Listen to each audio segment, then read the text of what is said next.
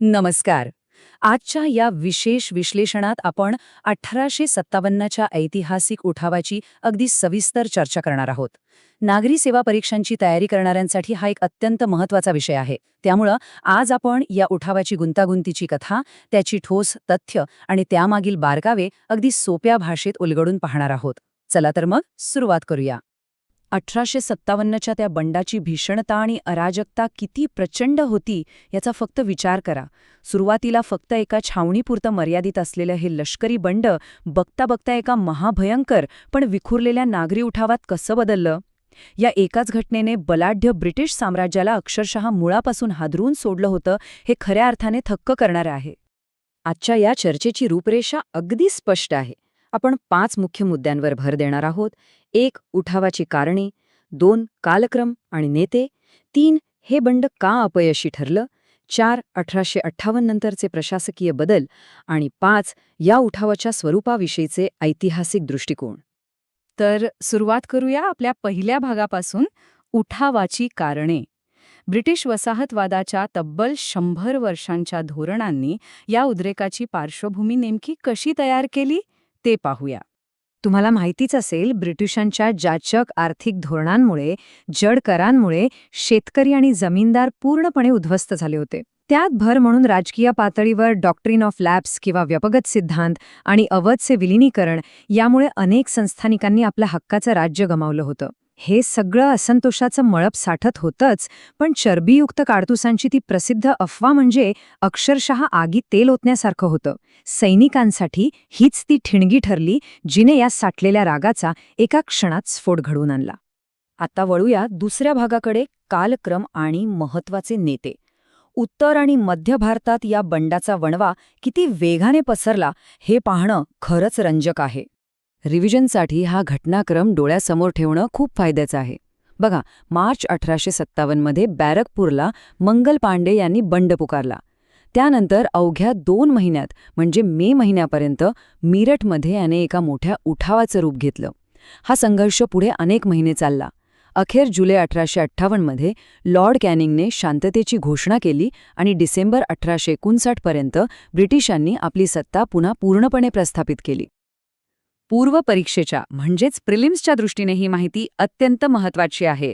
अगदी डोक्यात फिट बसवून ठेवा. कानपूरमध्ये नानासाहेबांविरुद्ध कॉलिन कॅम्बेल किंवा झाशीमध्ये राणी लक्ष्मीबाईंविरुद्ध ह्यूज रोज हे महत्त्वाचे प्रादेशिक नेते आणि त्यांना हरवणारे ब्रिटिश अधिकारी यांच्या जोड्या परीक्षेसाठी खूप हाय यील्ड आहेत. आता एक छोटासा प्रश्न विचार करा. असा कोणता महत्त्वाचा जाहीरनामा होता ज्याने ब्रिटिश राजवटीविरुद्ध एकत्र येण्यासाठी खऱ्या अर्थाने एक वैचारिक बैठक आणि एकत्रीकरणाची भूमिका बजावली? आठवतंय का काही? बरोबर, तो होता आझमगडचा जाहीरनामा. या जाहीरनाम्याचं सर्वात मोठं यश म्हणजे याने समाजातील प्रत्येक घटकाला साद घातली, विशेषतः हिंदू आणि मुस्लिमांना. मुघल सम्राट बहादूर शाह दुसरा याच्या नेतृत्वाखाली एकत्र आणून परकीय सत्ता उलथवून टाकण्याचं एक सामायिक विजन यातून समोर आलं होतं. आपला तिसरा भाग आहे अपयशाची कारणे. एवढा प्रचंड रोष आणि जनक्षोभ असूनही हा उठाव का कोसळला? चला, या अपयशाच्या रचनात्मक कारणांचे परीक्षण करूया. खरं तर या अपयशाची कारणं खूप स्पष्ट आहेत. पहिली गोष्ट म्हणजे हा उठाव फक्त उत्तर आणि मध्य भारतापुरताच मर्यादित राहिला. दुसरं म्हणजे हैदराबाद, म्हैसूर आणि काश्मीर यांसारख्या मोठ्या संस्थानांनी बंडखोरांना साथ देण्याऐवजी ब्रिटिशांशी एकनिष्ठ राहणं पसंत केलं. आणि सर्वात मोठा फटका म्हणजे सुशिक्षित मध्यमवर्ग आणि श्रीमंत व्यापारी या संपूर्ण लढ्यापासून पूर्णपणे अलिप्त राहिले. या परिस्थितीची आपण एका साध्या उदाहरणाने तुलना करूया. बंडखोर हे मध्यवर्ती आगीविना विखुरलेल्या छोट्या ठिणग्यांसारखे होते.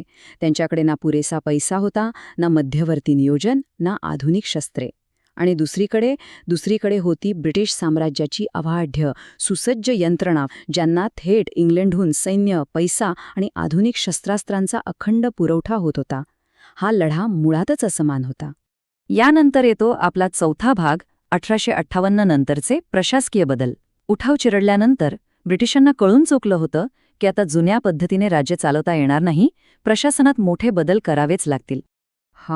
तो ऐतिहासिक दस्तऐवज आहे गव्हर्नमेंट ऑफ इंडिया ॲक्ट 1858 हा एक अत्यंत महत्त्वाचा टर्निंग पॉइंट होता, कारण या एका कायद्याने ईस्ट इंडिया कंपनीच्या तब्बल 100 वर्षांच्या राजवटीला पूर्णविराम दिला आणि भारताची सत्ता थेट ब्रिटिश क्राऊन म्हणजेच राणी व्हिक्टोरियाच्या हाती सुपूर्द केली.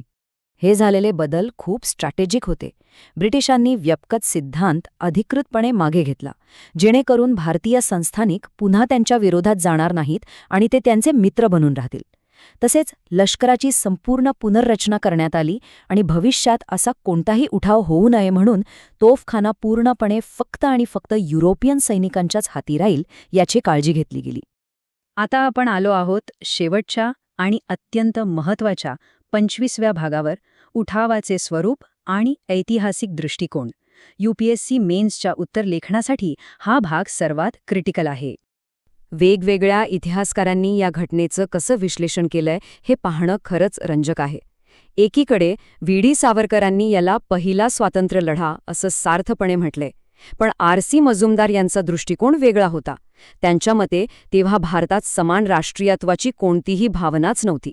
आणि मार्क्सवादी इतिहासकारांच्या नजरेतनं पाहिलं तर हा एक शेतकरी आणि सरंजामशाहीचा उठाव होता.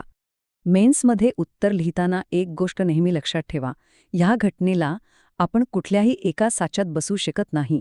हा फक्त शिपायांचा उठाव नक्कीच नव्हता, कारण यात सामान्य जनतेचा आणि शेतकऱ्यांचा खूप मोठा सहभाग होता. पण दुसरीकडे प्रादेशिक स्वार्थ आणि आधुनिक राष्ट्रवादाच्या अभावामुळे हा पूर्णपणे नियोजित स्वातंत्र्य लढाई नव्हता. खरं तर हा उठाव सरंजामशाही प्रतिक्रिया आणि आधुनिक राष्ट्रीय संघर्ष यांच्यामधली एक अत्यंत महत्त्वाची अवस्था होती. तर जाता जाता एका महत्त्वाच्या प्रश्नावर नक्की विचार करा. हे खरंय की हा उठाव लष्करीदृष्ट्या अपयशी ठरला, पण ह्या विखुरलेल्या ठिणग्यांनीच 20व्या शतकातील संघटित भारतीय राष्ट्रवादाची आणि भावी स्वातंत्र्य लढ्याची भक्कम बीजे रोवली होती का? विचार करा. आजच्या या विश्लेषणात आपण इथेच थांबूया. अभ्यासासाठी शुभेच्छा.